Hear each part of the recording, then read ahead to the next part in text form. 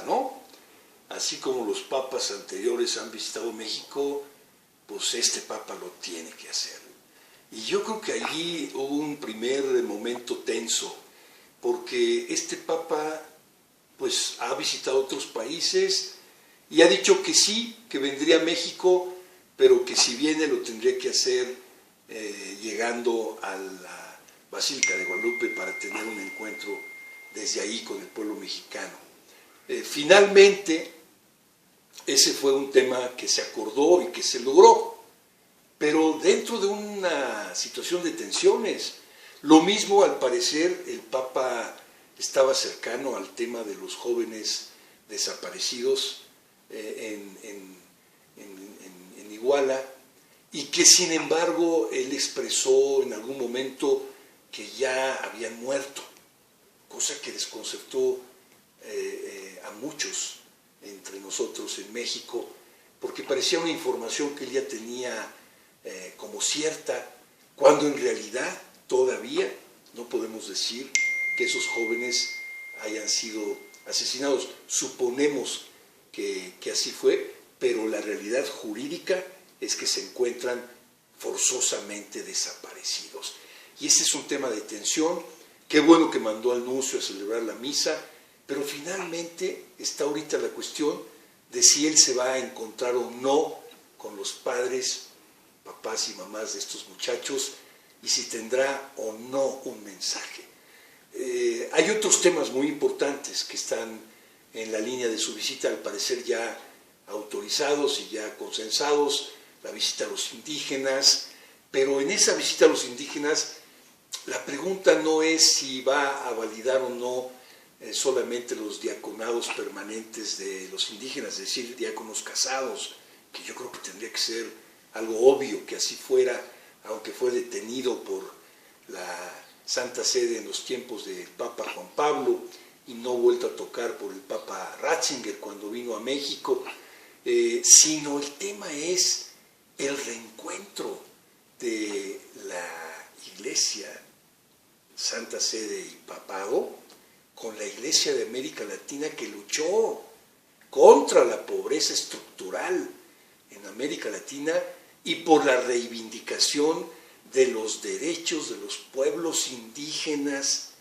durante tantos años a partir de la conquista y colonización en América. Este es un tema muy importante que queda abierta la pregunta de si el Papa Bergoglio va a afrontar esos temas, porque, y aquí me refiero a dos cuestiones importantes. Una, qué bueno que finalmente se beatificó el obispo Romero, era un gran pendiente. El obispo fue muy maltratado en los tiempos del Papa Juan Pablo II, no lo recibió, y si lo recibió fue en un momento de mucha tensión y de bastante rechazo de su compromiso con los pobres.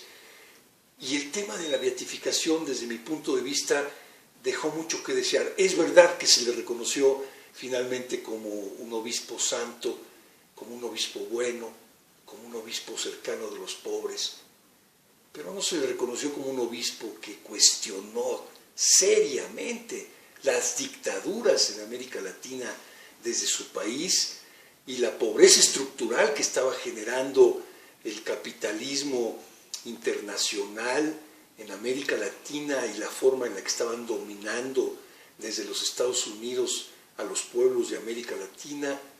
Y no se cuestionó también lo que el obispo Romero hizo claramente, de buscar pedirle a las fuerzas militares que desobedecieran a sus mandos por las atrocidades que estaban cometiendo.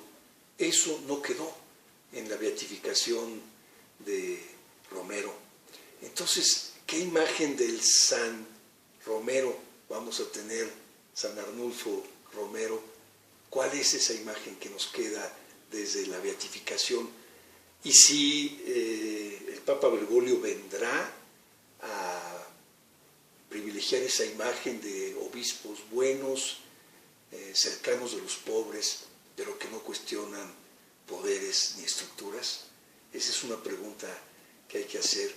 Hay otro tema importante que es la parte política, porque Bergoglio, antes de ser el Papa, fue provincial de los jesuitas y luego arzobispo.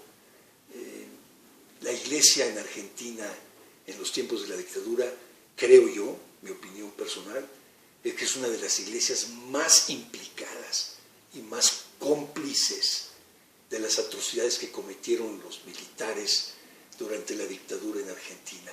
Una iglesia silenciosa, una iglesia que no denunció nunca y que hoy sabemos que tenía conocimiento de todas las atrocidades que se cometieron en contra de miles de personas torturadas, desaparecidas, asesinadas, arrojadas al mar, de bebés que fueron sustraídos de sus madres y de los que en su tiempo Bergoglio tuvo conocimiento, de sacerdotes que fueron desaparecidos y que él abogó en la cúpula porque los liberaran, pero otros desaparecidos, asesinados, torturados por el régimen, de los que al parecer él no hizo y casi nadie hizo nada por ellos.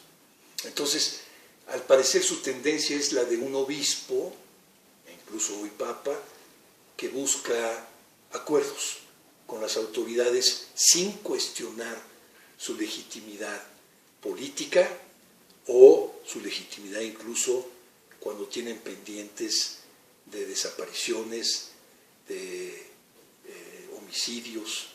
Entonces México está implicado en una problemática muy grave de derechos humanos. El Papa Bergoglio tocará ese tema. El Papa Bergoglio hablará desde los desaparecidos, los torturados, los migrantes que fueron masacrados en San Fernando. ¿Desde dónde nos va a hablar? ¿Y qué va a buscar para México? Para que esta iglesia de México, que es muy parecida en muchas cosas a la iglesia en Argentina en los periodos más oscuros de los años 60, 70, ¿qué le va a decir? ¿Qué le va a pedir? ¿A qué le va a invitar o a qué la va a llamar? Entonces hay pendientes muy graves que no sabemos cómo los va a enfrentar y si él va a hablar desde ahí o, como pasó en Cuba, que habló poco desde los derechos de los cubanos, desde los presos políticos y desde un pueblo que ha sufrido durante tantos años una dictadura como la de los hermanos Castro y que buscó dar un mensaje espiritual que es bueno, pero que no basta.